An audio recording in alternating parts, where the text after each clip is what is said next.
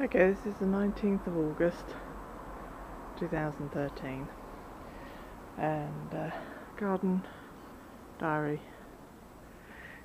Now I've got a lot of plants in here that aren't planted, all of this lot, and most of this lot are bargains and not all for my garden, so but I like collecting bargains. What can I say? Go to why buy plants?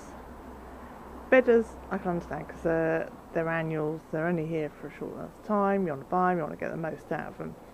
But a perennial, there's nothing wrong with a perennial, yeah? This here, and you can see that is a marjoram perennial. Will keep coming. Just needs some tender loving care, but doesn't look like much, so they're giving it away.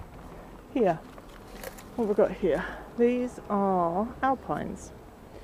Now some of them look a little shabby and they need a little bit of care, but you know, they're good plants.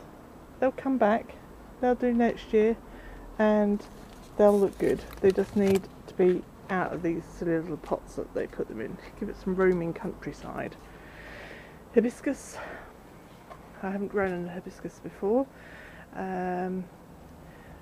Syracuse. This one's a ruby red one, hopefully.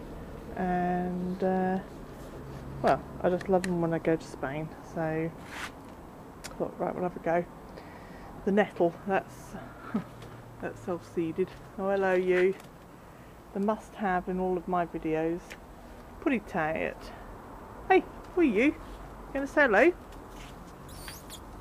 Hello. Oh yeah, there's more bargains in here. Home Base, terrific place for bargains. They've got short space and they get rid of stuff. New stock coming in.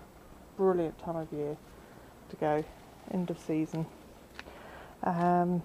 Right, what else have we got? Hydrangea. That's one of the cuttings that I've got to plant at the bottom of the garden. It's looking a little droopy at the moment because it's in a pot that really it needs to be in the ground. So I'm going to see if we can find somewhere to put that. Iris, now they need to be, I'm about to divide those and pot them on. But I've taken them out from beside the pond because A, it was getting a bit crowded in there, and B, I had a calla which I wanted to plant. Hanging baskets, they're still looking quite good, but the trailing lobelia just hasn't worked this year. That lobelia is shrub lobelia, and it looks much prettier, much healthier, and is going to keep on flowering hopefully till the end of October. That one was covered in flowers and now isn't, and it just looks a bit, I don't know, it's just not enough. Geraniums, and this blue lobelia, my son bought me that for my birthday, January, in case somebody wants to give me presents, and it was a seed packet, little self-sowed seed. Actually, no, it wasn't that. It was Mother's Day, and we sprinkled it, put it in the greenhouse, and off it went. And it's done amazing. I've done tons of the stuff out of it. I mean, I've got it everywhere. It's in every pot. There's another bit there that just gone on and on forever, and it's beautiful. It's got like a red stem with this dark petrol blue flower and a sort of reddy brown and green leaf. It's beautiful. Right, rose that won't stop flowering. It's well, it's doing an amazing job, that is. Acers. Now I'm not sure, something's gone wrong with the acers because they're getting a little crispy, and I'm not quite sure whether they're overwatered, underwatered. I don't think it's underwatered because their soil is damp. The only thing I can think of is it's underwatered or has been scorched by the sun It's particularly sheltered now. It's not particularly windy. I mean, it's fairly windy today, and it's got tops of the trees blowing around. But you know, I've got gladdies, and they're standing, so it's not a windy area. Anyway, what have we got here? Begonias, verbena, gerber. Oh, hello you again. Say hello. Say hello. Nibbles. Sedum, that's about to come on its own. Sea holly. Blue haze around these cone shaped flowers. I wouldn't call them flowers, there's not really they are flowers, but they're not, if you know what I mean, not in the traditional sense. But anyway, Coreopsis.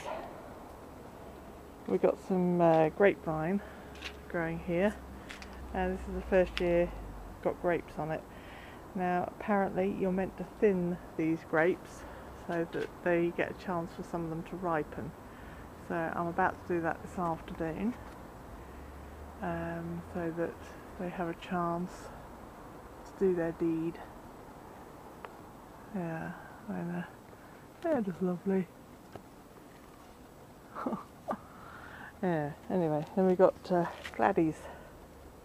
Beautiful gladdies all over the garden. And right, what have we got? Oh, my tomatoes and my peppers. Now, tomatoes, these are ones that just self-seeded themselves in the garden. Didn't really pay much attention to them.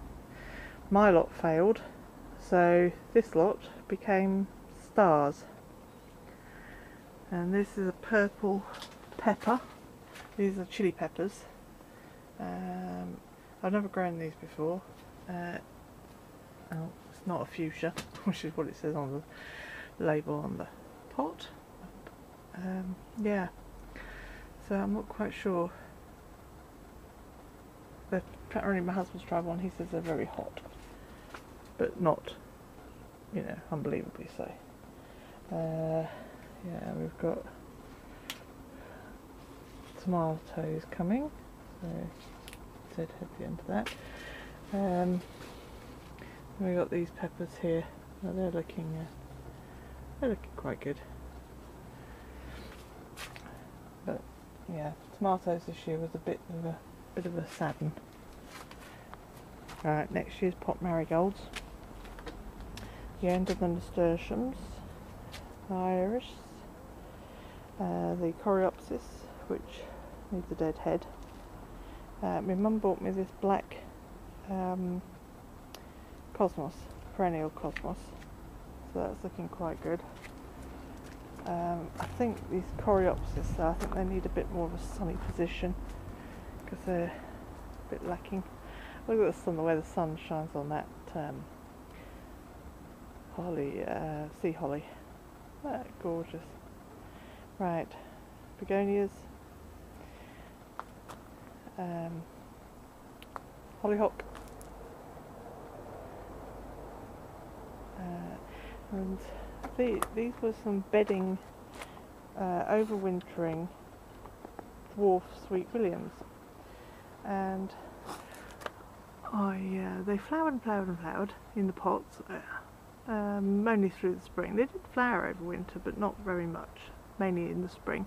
They just took off, absolutely gorgeous, covered in flowers. And then it said, the books recommend cut them off and you'll get a second lot. So I cut them off and it was a bit doubtful, but here we are, absolutely covered in flowers again, so that's quite good. We have apples. That's evidence recorded, because this isn't brilliant at producing apples. You again, following me around this garden like a bad smell, you are. More coreopsis, some catmint, Peter. Right, what else we got? More lobelia. Cherry tree, I've cut that back a bit, try and keep it under control, nice shape to it. Strawberries, and some more dead plants. Dead plants, they're not dead, they are Hebes, and the garden centre again was chucking them out for under £1, and I'm thinking there's plenty of life left in that. It's a Hebe, for heaven's sake. So it's perfectly okay. These were some alpines which I bought. They're going to go in Mr. Tate's garden. Got them off the internet, so I think they're quite a good deal, and they're lovely plants. I just love alpines, so it's a nice selection there. Oh, that's my lobelia. Now that's a perennial lobelia, and I think they're fantastic. I just love lobelia of any sorts, actually. I'm a fan. And oh yeah, that's the Gaillardia astrantia, and that's the red robin shrub that I bought. Apparently it turns red in the autumn, so that should be good. The honeysuckle, I think I'm going to have a chop that back, probably in the spring next year. Vigla, that's looking quite good. And then we've got the clematis all the way down the back, flowering. There's 5 different bushes flowering at different times. So, more gladdies, and the pond. Getting a bit congested with various plants, so I'm gonna see if I can donate a lily, pond lily, to somebody else, because I've got well, I mean, it was one plant, but I split it in the spring, and I made, I think, about 8 plants out of it. Most of them have flowered this year, and I think there's about 4 plants still in the pond at the moment which I need to take out. So I can hardly see the fishes. I know they're there somewhere. Just keeps an eye on them for me.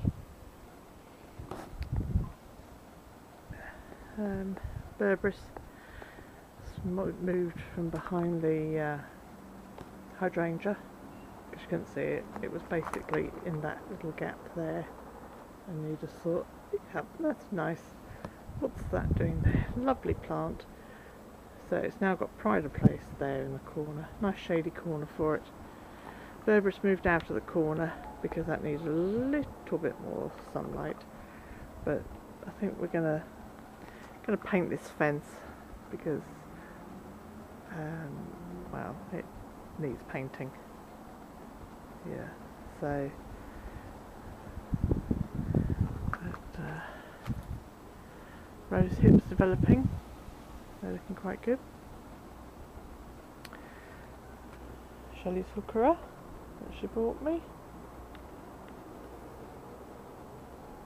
It looks like that probably could do with a divide as well. And the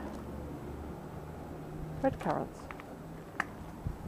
So, catch me baskets. That's my equivalent of ducks on the wall, that is. So, yeah, they're looking quite good. Grapevine. And a creepy cat winding his way around my feet. So there we go. That's August. Great flowering month. Catch you later.